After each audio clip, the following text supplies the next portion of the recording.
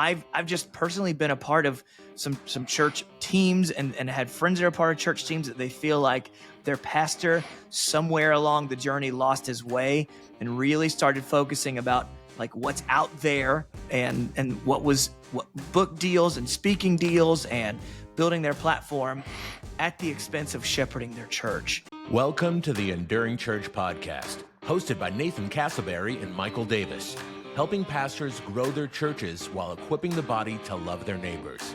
Yeah, their literal neighbors.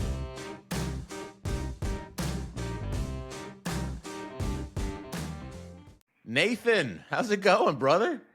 Michael, I got to say this is my first podcast recording for those who are maybe on YouTube where I am loud and proud with a mustache, and this is just going to be a big part of my identity in this season of life. Okay.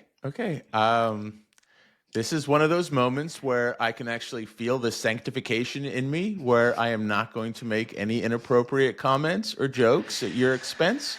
Look at this. This is growth. Good for you. But, here's the thing.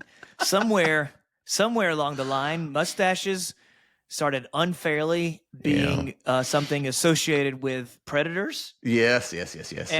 I grew up with a loving father who had a killer Tom Selleck-esque mustache. Yeah, my dad did too. So for me, it's a place of safety, and I'm on a mission to redeem the mustache. Okay.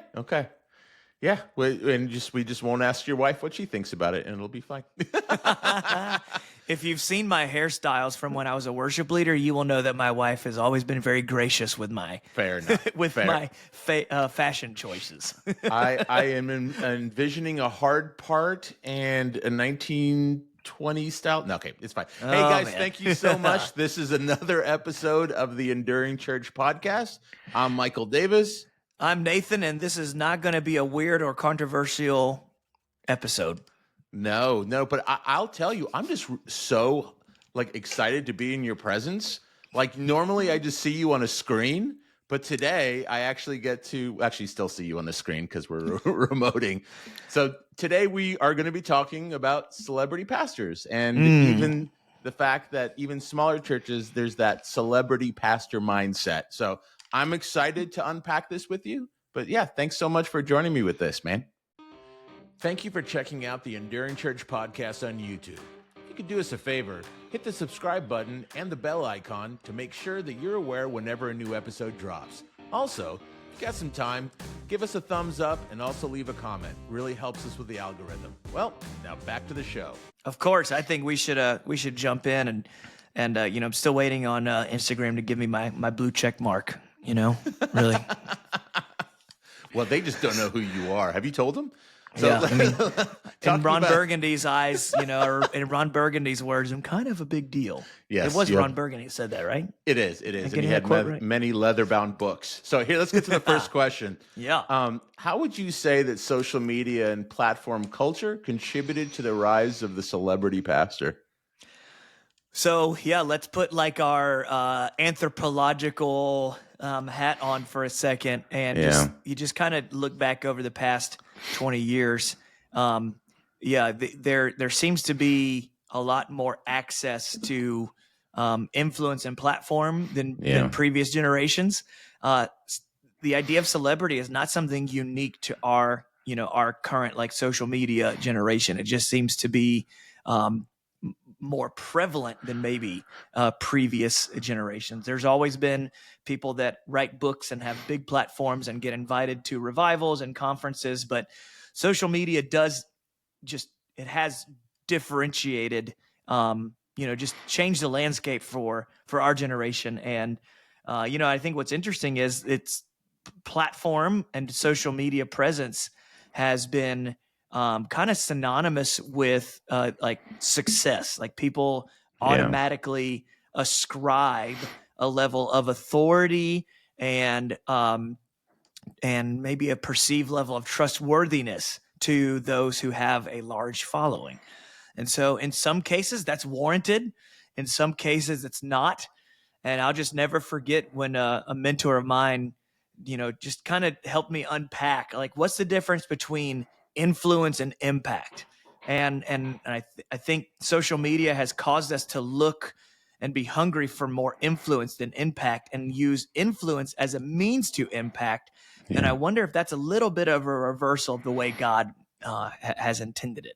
What if we are supposed to pursue impact, pursue our work, pursue our calling, and then let the influence that God may or may not want to give follow the impact? So I think social media maybe has caused us to reverse that formula a little bit. Yeah. It's you hit on something that reminded me of a conversation I had with a friend of mine who is actually in this space. I'm not going to mention his name because I'm not going to be the name dropping guy, but this is one of those things, a temptation that has some pretty substantial implications. And what he said, the problem with this mindset is that even though we don't say it, we in a sense live the way that where it's like, if we must increase so he can increase. And that is a complete reversal. And as he says, and I quote, that is a lie from the pit of hell. And I think that, and if I've said that story, I apologize, but it's not untrue. And what'll happen is that because we ascribe, like, people who have a substantial platform and that are well known, there's an authority given to them. I don't see that in scripture at all. Like, yeah. at all. At all. Yeah. I mean, here's the thing. I mean, Jesus had multitudes, and Jesus was one of, more than likely, if you study some ancient history, one of many people who had kind of a messianic aura about them. Yeah. An idea of overthrowing Rome, of setting Israel free.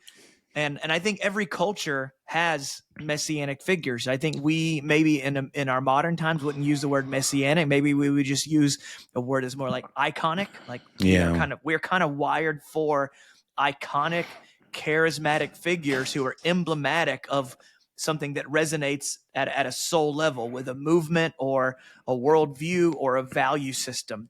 Yeah. And so I do think that's kind of embedded into just the human psyche, is the need for some sort of iconic figure, some sort of mouthpiece for a movement. And I don't know that that's a bad thing. I don't know that's inherently a bad thing.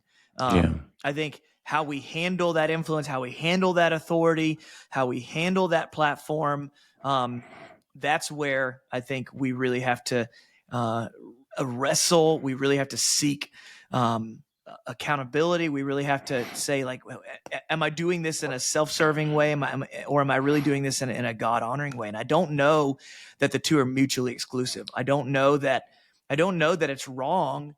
I don't think we can say that it's wrong for you to increase your followers in and of itself. I don't think we can say that it's wrong for you to extend your reach. I mean, this is one of the things that you, in some ways, help people do as a marketer. You help ministries. True. Yes. Right. Yeah. You help ministries boost their voice and have a greater impact and build their audience. And I think you should be able to go to bed at night with a clear conscience, because there's nothing inherently wrong with reaching more people.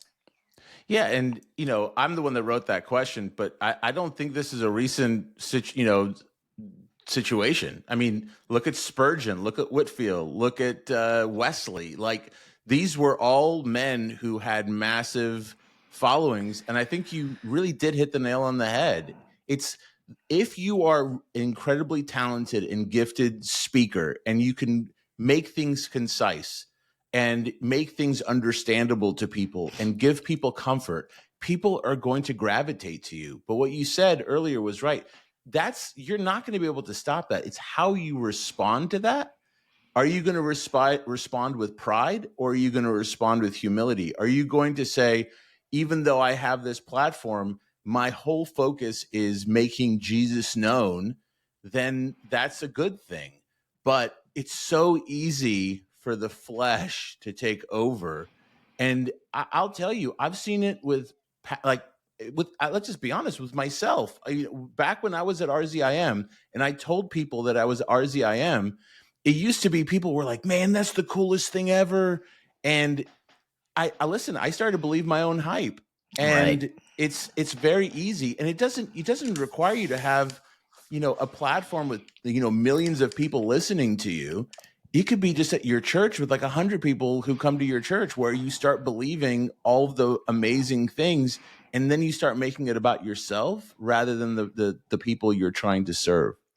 The tricky thing, though, Michael, with this is this is something I wrestle with. I don't have a large church. Like I said, I've got a 300-person church, but I feel very loved and celebrated by my congregation, very supported, and get lots of attaboys from the congregation. And as a words of affirmation person, that means a lot. That hits deep.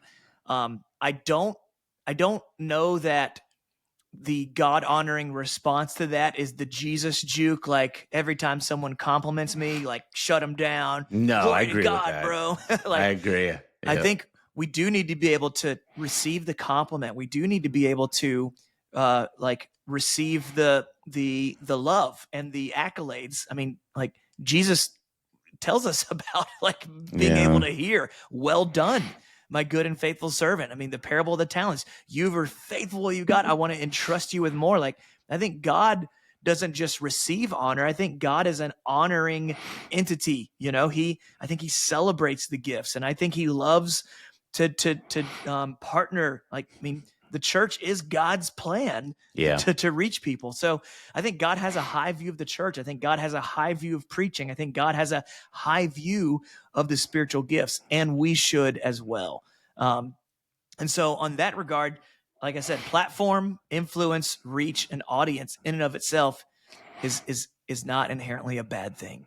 I would just love to see maybe a recalibration in our, social media saturated church leadership landscape, where we say, hey, it's nice. It's nice if you've got it, and there are some great tools out there to build it. But let's not be so globally focused and so digitally focused that we overlook the Judea Samaria conversations that need to happen. Like all three of the concentric circles of the Great Commission need to matter. And I've just personally been a part of some church teams and had friends that are part of church teams that they feel like their pastor somewhere along the journey lost his way and really started focusing about like what's out there. Yeah. And what book deals and speaking deals and building their platform at the expense of shepherding their church. And that needless to say can be really problematic. No, for sure. And to your point, and it is kind of ironic, right? We're trying to build a podcast here. We're always celebrating new listeners, and so hear me out. I'm not saying that it's a bad thing, because if you've got a good message to tell, and if your heart is for people, then it's good. It's a good thing. I think the problem is that it's not just how you respond to those accolades, but frankly, how you treat people. I think this is where things go off the rails, and this is where I want to talk to you, because what I've noticed isn't necessarily that. I think there's a ton of we can even say it's false humility, but I think then what you'll see people going, not just in the sense of like, this platform is really, really important, but it's so important that I could be bad to people in order to see my vision through. And we've both seen that happen. We've seen that happen a lot. Right. So I think we need to contextualize a little bit. If you are out there and you are primarily a content creator, then maybe a lot of this conversation isn't super relevant for you, because your ministry is more views and we need those content creators out there. And like you said, in some ways, this is our little outlet for content creation as well. My primary role is shepherding, not being a podcast co-host with you. And Michael, you've been gracious enough. Michael, you've been gracious enough to let me, keep my priorities in my calendar organized in a way that reflects that. And so I'm like, to the pastors out there that have podcasts, to the pastors out there that are writing books, to the pastors that are out there and are getting speaking engagements, like, enjoy that, steward it well. I think we just have to really always get back to like what's primary in our calling as pastors. It's equipping the saints for the work of the ministry. And so for me, it has to disproportionately be focused on the 300 people that God is entrusting to my pastoral care, week in and week out. And so that's why, we spend, at least me, like as relates to the Enduring Church podcast, it's a very small cut of the pie for how I allocate my time. A lot more of my focus and effort and energy is going into the shepherding and the teaching and the leading of local church Canton, who are people. That's my primary gifting, my primary calling. And I think there's a lot of churches out there who might have pastors who have platform and who have celebrity status that may be lacking some pastoral care. So I think it's just really always important to revisit, where are my time, talent, and resources being focused? Because where your treasure is, right? And I don't think that's just meaning monetary currency. I think also your calendar currency as well, your emotional currency. Where my treasure is, there my heart is also. And I just want to make sure that my heart stays with the people, not the views, the people that God is entrusting into my leadership. No, for sure. But then that goes into what happens about those very large churches where the pastor doesn't actually engage with people. I remember being at one church where it was a satellite church where it was literally every week was the pastor on the screen. Again, we're not going to get into that, whatever. We're just going to move past it. But he actually showed up one week to preach at that campus. And the people lost their stinking minds. People were mobbing him. And it was, so there's not even really an opportunity for that. Your entire ministry as a pastor is that content creation rather than shepherding. How do you balance? Not that we have celebrity pastors watching us or listening to us, but how do you manage that when your church's expectations of you is to literally just teach and then travel to different campuses? Right. And so I don't know that I can again say that is inherently wrong or even unbiblical. Yeah. So what was the point of creating deacons? So that the apostles could do more time in their own version of content creation, preaching, the ministry of teaching, and the ministry of prayer. But I think though we see Peter and Paul were never above like what we see as pastoral moments. Right. When you look at Paul's departure from the Ephesians, there was just weeping there. There was deep relational grief that was happening. And that wasn't just because Paul was an amazing teacher. Paul figured out how to wear an apostolic hat, and writing letters from Ephesus all over, the Greco-Roman area, but also was deeply entrenched locally there with the Ephesians. And then we see in Acts 19, that house church that Paul helped plant there in Ephesus over the course of a few years, has said the entire province of Asia. So basically the entire geography of Asia Minor got to hear about Jesus. That's like the original viral movement with no forms of mass communication. And Paul was the linchpin in a lot of ways for that. So we see Paul modeling for us local care, local shepherding, and using whatever the version was of platform and letter writing and equipping and sending of people, missionaries. Like I just see Paul just giving time and attention to energy to all those aspects that come along with pastoring. So to the pastor out there that may be listening, that maybe your journey has brought you to, you have a large congregation. Maybe you have multiple large congregations. Yeah. I don't think that we're saying you got to be, in a hospital or every town that you have a campus. I don't know. Right. It's not for me and Michael to necessarily tell you how to manage your calendar. I think what I would just say is I would just encourage you to just really continue to revisit the pastoral epistles and to look at those biblical qualifications of hospitality and generosity and all those things, and just see how those can be those principles and those essentials can still be represented in your calendar, in your relationships, and how you don't just preach to the church, but still continue to pastor the church. Yep. It all comes back to how you treat people. I think, like, legitimately, I think the main problem is so many times when you start placing your platform over loving people, and frankly, even let's say larger ministries or churches loving your staff. I met a man who used to be on the pastoral counseling team for Mark Driscoll, and the stories I heard about what was going down in Mars Hill prior to the collapse of that church, I wouldn't expect that in the worst secular workplace ever. And the problem is, and I think this is where, like, guys like Driscoll and others, what happens is they start, like, and the worst part is that they will justify treating people poorly because they see the platform as being so essential to bringing people to faith, to equipping the saints. And what you do is that you do everything you should, but the love is gone. Right. And you can justify horrible things when you do, when you're in that position.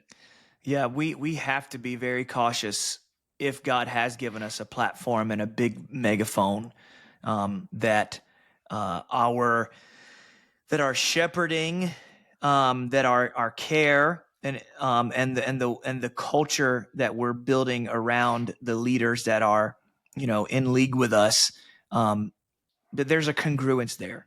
The love of Jesus can't be just something that we are preaching to the masses and not offering and upholding to the people that we're collaborating with for our ministry. And I've got a friend right now who's he and his wife, he's still on the staff at this church. His wife used to be on staff at this church, and she just burnt out. They're both in the creative space.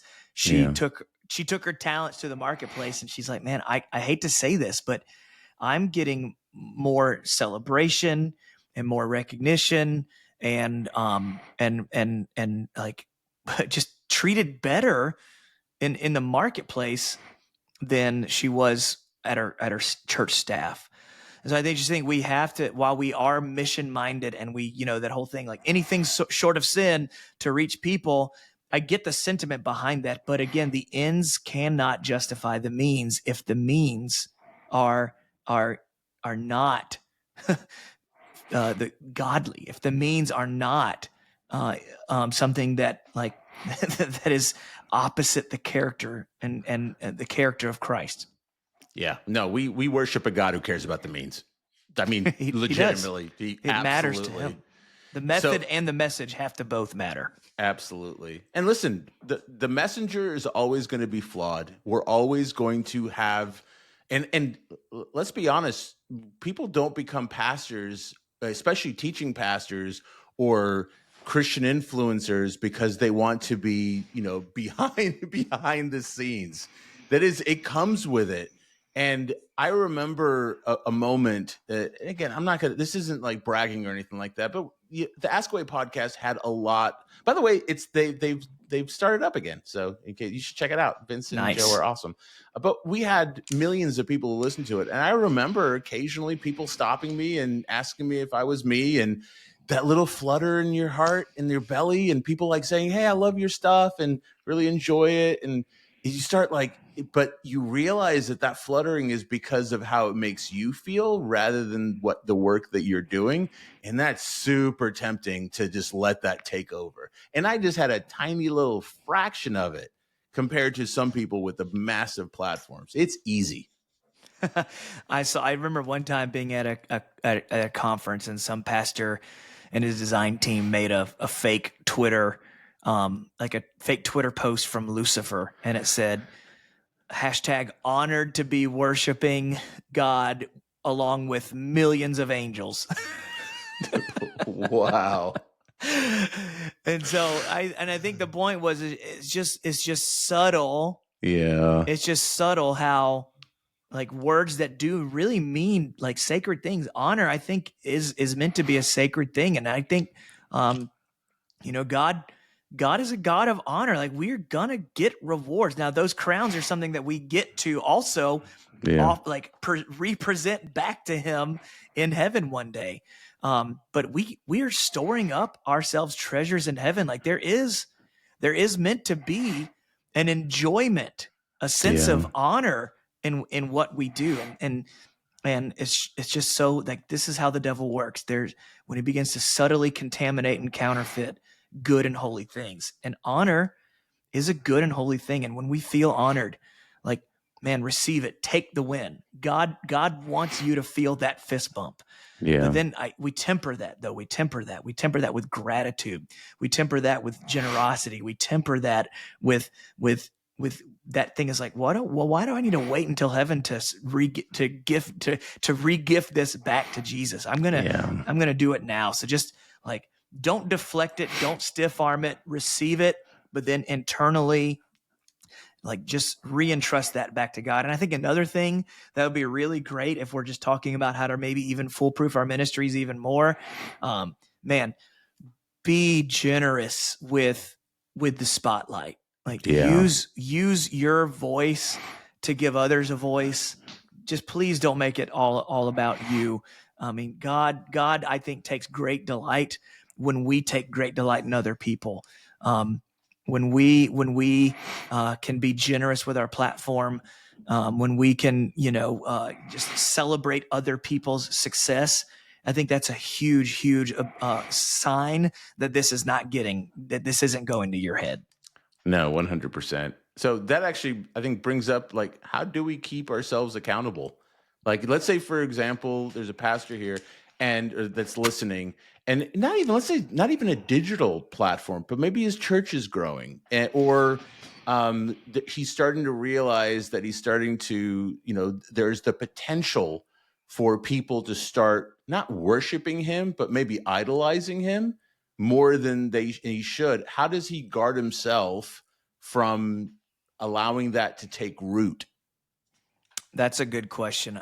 I think there are some personal checkpoints that I've heard pastors do. So I used to work at Central Christian in Las Vegas, and it's a massive church. And Judd Wilhite, man, he was just the real deal. I mean, I got to travel with Judd. I got to see Judd got to go with him when he was invited to, like, share excerpts and teachings from his book. Got to see him at conferences. Got to see him in green rooms. And one of the things that Judd was just so good about doing is just reminding the staff over and over again. Like, one of the things he does on his own on Sundays, as he's leaving his car and walking into the church, he kind of just pauses and opens his hand and says, God, this is not my church, it's yours. Yeah. Like, it doesn't belong to me. And so I think just some of those personal prayer disciplines of constantly rededicating something to the Lord is incredibly powerful. I've got a friend who is a business owner in our hometown, and they are doing like hundreds of millions of dollars worth of commercial construction a year. And they have a yearly rededication ceremony where they, as a staff, they receive communion together, they worship together, and they rededicate their business annually to the Lord. So I just love seeing those just little Ebenezer type moments of, like, this all belongs to God. And I just want to have an open-handed approach. He gives, he takes away. And my identity is not connected to the size and reach of this. So I think that's a beautiful thing. I would also say some relational things are really healthy to have in place. Don't save seeing a counselor for when things are in crisis. Just like we shouldn't see mechanics as something to, give our cars to only when something is falling out. Like, we have warning lights on our dashboard that tell us when some preventative maintenance needs to be done or some things need to be looked into. And when we are doing and saying things that are not the fruits of the Spirit, those are little dashboard warnings to say, hey, just investigate that. Invite some maybe professional help to maybe shine a light on things that you may or may not be handling or processing in a God-honoring way. So personal surrender, inviting some professional input, whether that's a biblical counselor or a therapist or a mentor. I think having some sort of objective, neutral, relational voice in your life that will be honest with you is a huge way to safeguard your ministry if it's growing and there's platform and there's a lot of celebration of your voice and your leadership. Yeah, or be married to my wife because she's my warning light all the time, and my kids is the best way to. No, I'll tell you, those warning lights are the people that you have in your life. Like, and do you have people in your life who can speak truth into it, and that you will listen? And that is actually, obviously, I have been around a lot of celebrity pastors, and one of the things that I have noticed, the ones that have lost the plot, are the ones that if there's any type of critical voice, if there's a Nathan who says, no pun intended, but you know what I'm saying? That when someone named Nathan is speaking, yes, usually there's something from God being delivered. Wow, we need to humble you right now too. No. But for real, do you have people who can say, "Hey, dude, no, you missed it. No, you missed it." Yeah, like no, this story's about you. And so sorry, keep going. Oh, no. That was basically it. Yeah, man, you teed me up. Here's another Nathan impartation. So the personal surrender, some professional, outlets. I think I've got a friend who he sees a counselor. He's a pastor friend. He sees a counselor every month just for proactive maintenance. Yeah. I see my counselor probably more like quarterly. But there are free things available as well. We've got a board of directors who's constantly looking at the way we handle our finances. Yep. And then we also have an advisory team that we meet with quarterly as well, just to say, like, is my eye on the ball? Right. And so just having some of those layers, and just make sure those are people who are not critical spirits. Like, you want people who are Christ-like and exhibit the fruits of the Spirit and whatnot, but are also willing to be truthful. And I've just found that to be so helpful. I've made recent changes to ministries based on our advisory team. And that's awesome. Just because they're a group of men that are just willing to say, "Hey, I love you, but have you thought about it like this?" Like that is. Like there's victory in the counsel of many advisors, and I think you're right. There's a common denominator of any moral failures or scandals. Somewhere along the journey, there was a pivot away from accountability, and we got to start seeing accountability as a gift. It is a gift. It is not a governor on the engine. It is something that will keep that engine running. Yep. I mean, that was one of the things I was thinking about, is just thinking about the moral failure episode that we did. It's like, how do you prevent pride from taking root in your heart and from you to start treating people poorly because you start placing your platform and yourself over others? It's accountability. It's the same thing with preventing you from doing something stupid and destroying your ministry. Because let's be honest, like, it's very possible that you can destroy your ministry with pride as quickly as with, let's say, type of a sexual moral failure. Right. I mean, pride. My personal belief is, I think pride is Satan's like favorite thing to tempt us with. 100%. Because I think if we start entertaining pride, then everything else gets so much easier to succumb to. I mean, what did he tempt Adam and Eve with? God was just worried that you would become like him. Yeah. So what's the inference there? Oh, I could be like him. And so there's that like pride identity thing that just causes us to exaggerate what we think we're capable of, and diminish what the possible consequences might be. So I think Satan loves pride, and I don't remember maybe once anybody who's ever come to confess to me the sin of pride. That's a good point. Like, it's one of those things where it's like you don't know that you're dealing with pride, because it can be cloaked. It's so easy to camouflage pride with Christianese and spiritual language and Bible verses. I mean, just nobody knew the Bible better than the people who put Jesus on the cross. Yeah. Yep. Can I tell you, as a marketer, you want to talk about false humility and using Christian speak? I have heard all of it, because especially when you're dealing with influencers who, and I don't work with Christian influencers anymore. So just know that that was one of those things. If not, you can be a person who's well known and you can have a platform. But if I sense that this is about you, I won't work with you. But because I've experienced it, and what they'll do is there is a universal. It's like, well, you know what? I don't want. It's like this false humility. I don't want to make this about me. It's my book, and it's going to help so many people. And it's like, okay, whatever, dude. I've heard this from like a half a dozen other folks just like you, and I'm trying to not get like annoyed at this, but I will tell you, even more in the secular space. And the secular space is just like, yeah, do this. This is why this is important. Go and do it. But the false sense of humility, and this is where accountability. This is where people can actually speak truth into your life. Because I've got buddies who, if I tried that crap, they would be like, dude, no, don't do that. Don't do that. And you need that. You need a wife who'll laugh at you when you start being sanctimonious or prideful. You need kids to humble you because they know that you're just their dad. And that's really, really, really important. So important. It's a beautiful thing, actually. If It is. you just preach somewhere or just had a video go viral, it's a beautiful thing for you to enjoy that and to celebrate that, and to come home and then have somebody tell you that you need to take out the trash or Yep. mop the like.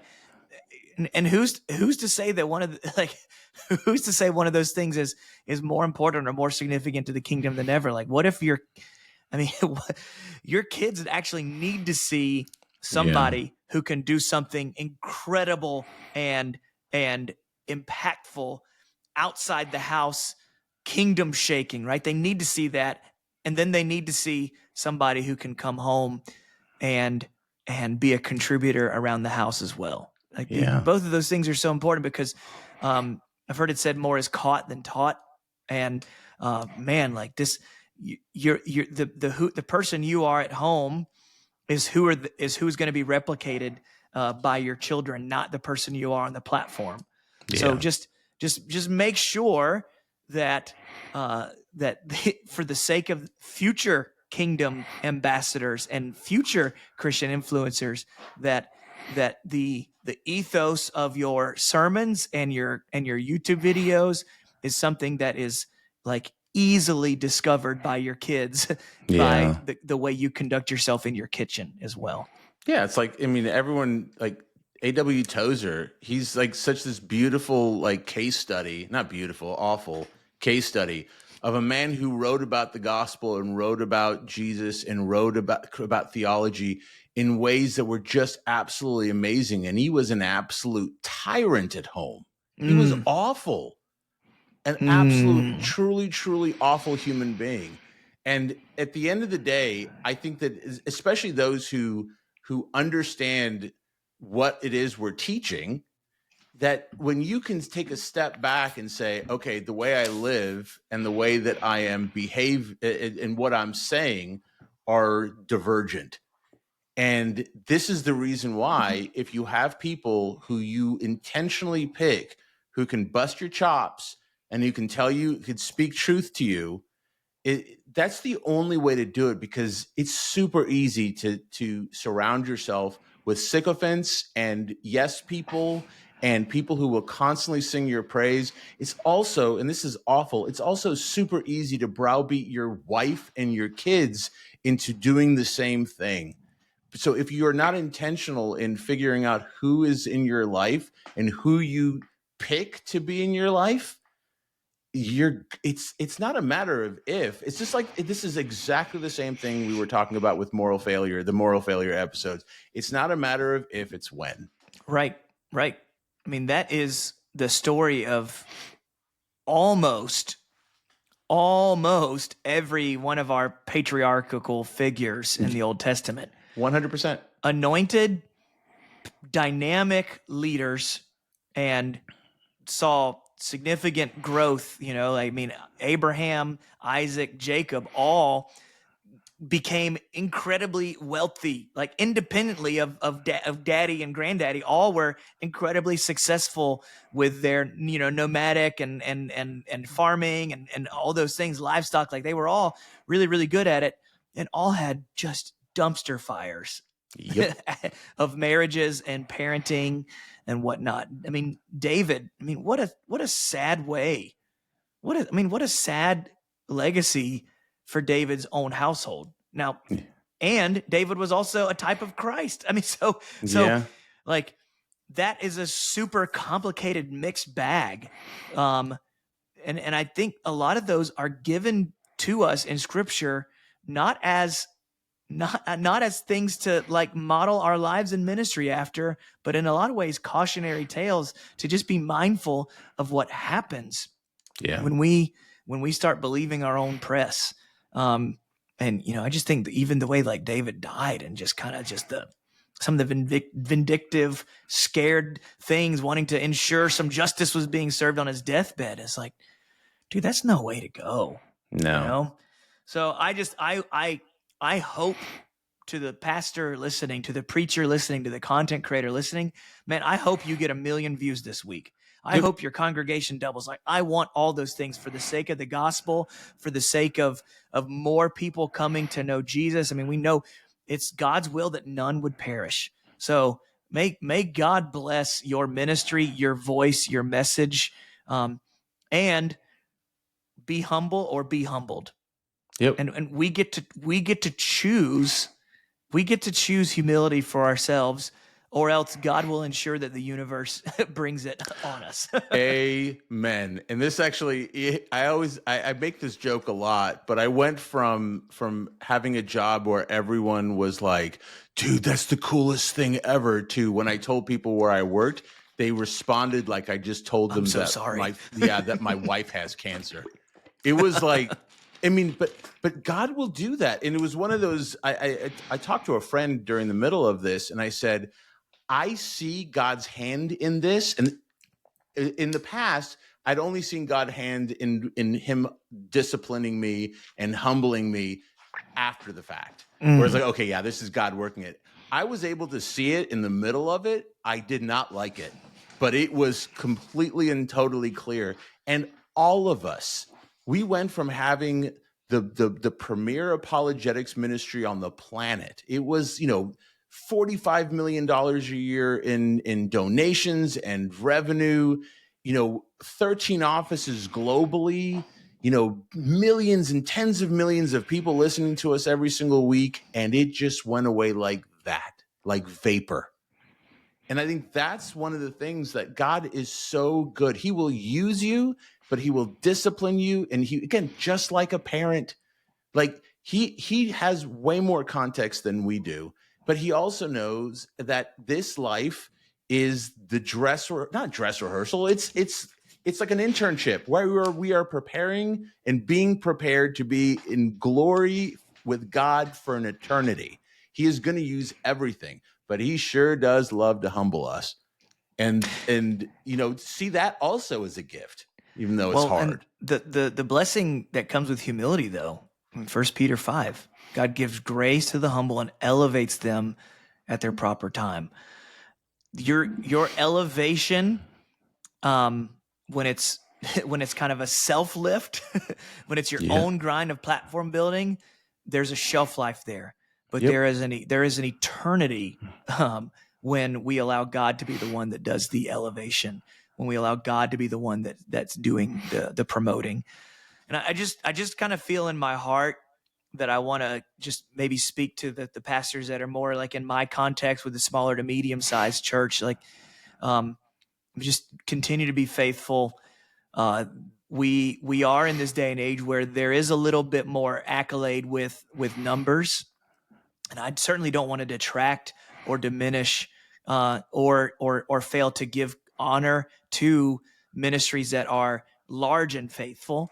I also want to just recognize ministries that are small and faithful. And there seems to be just discouragement that sometimes comes with slow growth or a lack of growth or what feels like a plateau. And I would just say in those moments that God sees what you're doing, and God is not disappointed in you. And those are those moments where we get to really see where our motives are. Those are our moments where the word of God gets to divide, bone from flesh and marrow, and the intentions of our hearts can be really revealed. And just enjoy the uniqueness of every season. Because let's say you do get growth, there's going to be some complexities that will cause you to miss the simplicity of where you might be right now. And just take that from a person who's worked at churches of startup all the way to 20,000 person plus. There are things that are amazing at every stage, and there are ways that you can experience the goodness of God at every stage. And bigger is not better. Better is better. I heard someone say that, you can be bigger and worse. You can be bigger and better. You can be smaller and worse. You can be smaller and better. Amen. And so the thing is, like, what's going to be God honoring? What's going to emulate the heart of Jesus? What are the things I can do now to prioritize humility so that God doesn't have to inflict humiliation? I don't think that pastor of the 25 or 50 person church, I don't think that God, when you come to see him for the first time in glory, that he's going to go like, I would say, good job, my, faithful servant, but you only had 25 people that you loved and you shepherded. No, he is going to, what you've done for the least of these. Again, God, I don't think that God he's not about numbers. He wants you to be faithful with what you've given him.